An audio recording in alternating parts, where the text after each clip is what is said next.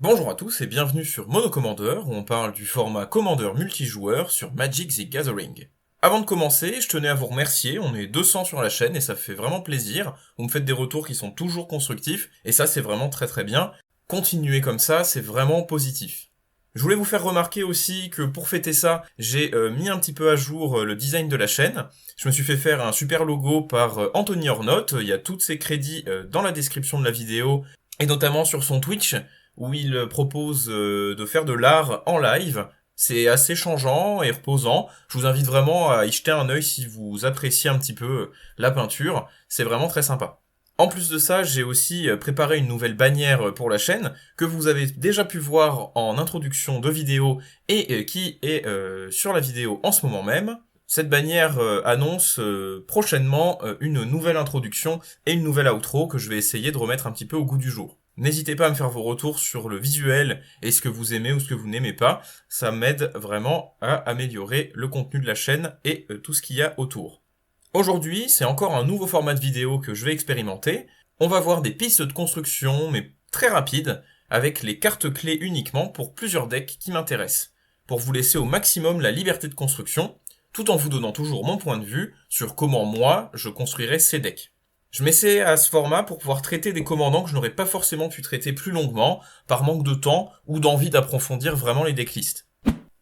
On commence sans plus tarder avec Mila et Luca, carte double face avec son côté renard qui synergise avec les Planeswalkers, et son côté humain qui synergise avec les créatures. Le côté qui m'intéresse le plus pour construire, c'est celui de Mila, qui est moins cher, qui fait plus facilement de la value, et qui en plus peut nous donner de la pioche facilement. Il permet de faire un deck super friend, c'est-à-dire plein de Planeswalkers, en Boros, ce qui est assez innovant. Pour ce deck, remplissez-le de tous vos Planeswalkers préférés rouges et blancs, il y en a des tonnes d'excellents qui bénéficieront bien du gain de loyauté quand on se fait attaquer. Vous pouvez aussi jouer des Planeswalkers incolores comme Hugin et Karn. Ajoutez-y des effets de prolifération, comme avec Grateful Apparition ou Contagion Engine, ou encore The Chain Veil, qui sera évidemment le bienvenu, étant presque un effet de prolifération dans un deck Planeswalker.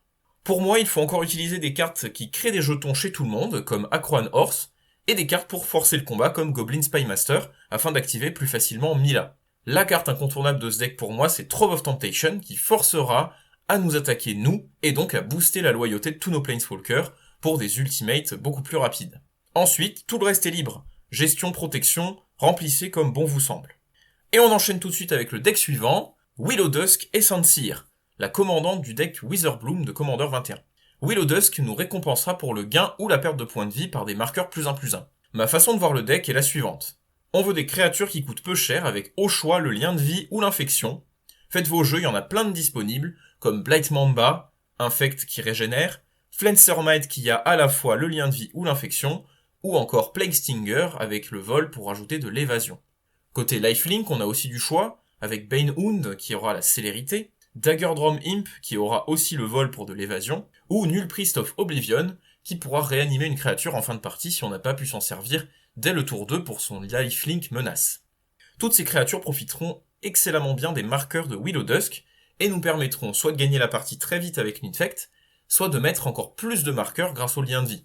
On ajoutera à ça des outils de démarrage, à savoir des moyens de payer de la vie facilement tout seul, ce qui est beaucoup plus simple qu'en gagner, comme Wall of Blood ou Blood Celebrant, qui pourront nous faire payer autant de points de vie que l'on veut, pouvant aussi porter les marqueurs en étant des créatures, ou encore des cartes plus fortes comme Greed ou Nécropotence qui nous feront du card advantage en plus de pouvoir payer nos points de vie comme on le souhaite.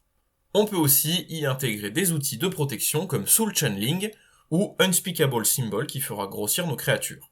Tous ces effets qui nous permettent de payer tous nos points de vie d'un seul coup nous permettront, si Willow Dusk est rapidement sorti avec une petite créature, de mettre jusqu'à 30-35 marqueurs dès le tour 4 sur une créature, et si elle a le lien de vie, on peut regagner instantanément tous ses points de vie. Willow Dusk est donc une espèce de deck Golgari, mais qui se veut bien plus agressif que d'habitude, et j'aime bien, finalement, ce qu'elle peut nous proposer. On pourra y ajouter des petits éléments supplémentaires comme Illusionist Brassers, pour copier l'effet de Willow Dusk, ou encore Thousand Year Elixir pour gagner en vitesse. C'est l'heure du troisième deck de la vidéo, avec la deuxième commandante du deck Silver Quill, Felisa, Fang of Silver Quill. Felisa est une 3/2 mentor pour 4 avec le vol, qui créera des jetons 2/1 volants dès qu'une créature non jeton avec des marqueurs sur elle meurt, et on créera autant de jetons qu'elle avait de marqueurs. C'est un deck qui joue à merveille avec les créatures qui entrent elles-mêmes avec des marqueurs sur elles, Je pense notamment au cycle des Entravarques, qui, en plus, remettront leurs marqueurs sur d'autres créatures en mourant pour continuer d'en accumuler de plus en plus. On peut penser dans la même idée à The Ozolith, qui récupérera tous les marqueurs de nos créatures qui meurent pour les remettre une fois par tour sur une autre créature. Dans les Entravarques, on peut citer Arcbound Ravager, le plus connu, qui nous offrira un effet de sacrifice gratuit, permettant de recycler les jetons en de nouveaux marqueurs, mais aussi Arcbound Reclaimer, pour de la récursion facile. On a aussi toutes les cartes à X comme Stonecoil Serpent ou encore Angarback Walker, qui pondra encore plus de jetons.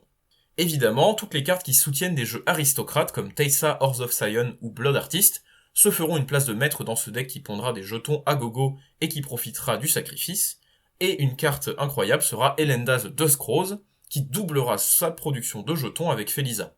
On peut ajouter à ce beau monde de quoi sacrifier nos créatures avec les classiques Ashnods et Phyrexian Altar, pour un deck aristocrate assez violent. Quatrième et dernier commandant de cette vidéo, Octavia Living Thesis. C'est un gros kraken mono bleu coûtant 10 pour une 8-8, mais qui coûtera seulement 2 bleus si on a assez d'éphémères et de rituels dans notre cimetière. En plus de se protéger avec Ward 8, Octavia transformera une créature en 8-8 dès qu'on active son Magecraft, la rendant excellente comme un commandant mono bleu agressif. À l'instar de Willow Dust qui permettait un Golgari aggro, ici c'est un mono bleu aggro que je vous présente, et qui pourra vraiment surprendre nos adversaires.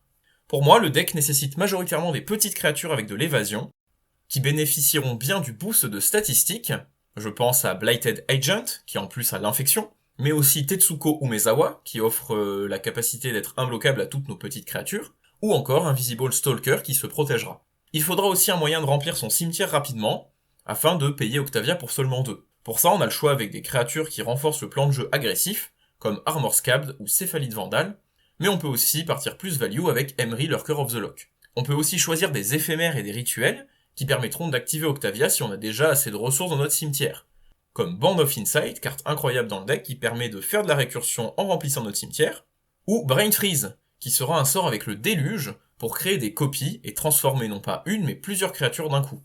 Évidemment, on voudra aussi des sorts peu chers et qui se remplacent pour activer le Magecraft, comme Ponder ou Brainstorm, et d'autres qui remplissent en plus le cimetière, comme Thirst for Meaning ou Ideas Unbound.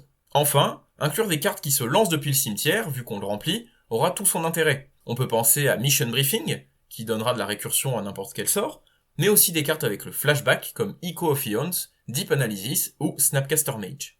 On n'oubliera évidemment pas les cartes incroyables dans le deck qui synergisent avec l'augmentation de force, comme Céphalide Constable, qui renvoie autant de créatures que de points de dégâts qu'il inflige quand il touche, ou encore Diviner Spirit, qui, lui, nous fera piocher des cartes. Ce sera tout pour cette vidéo, où je vous montre de façon très rapide ma façon de construire les decks autour des 4 commandants qu'on a vus. Évidemment, chacun de ces commandants a plein d'autres façons d'être construits. N'hésitez pas à me dire comment vous les construiriez, ou les cartes importantes dans les plans de jeu pour chacun que j'ai pu manquer.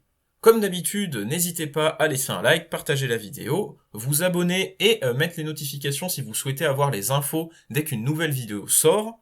Vous retrouverez en description le lien pour le Discord pour parler du commandeur mais aussi participer au Custom Cube, ainsi que la chaîne Twitch de Anthony Ornotte qui m'a fait le magnifique logo e-largue de la chaîne, mais aussi le lien vers le Pince Crâne, podcast de Nox, qui m'a déjà invité à plusieurs reprises et sur lequel je devrais bientôt participer avec un épisode dédié à la Color Pie dans le Magic et plus particulièrement sur le commandeur. Je vous retrouve bientôt pour une nouvelle vidéo, c'était Mono Commander, bye.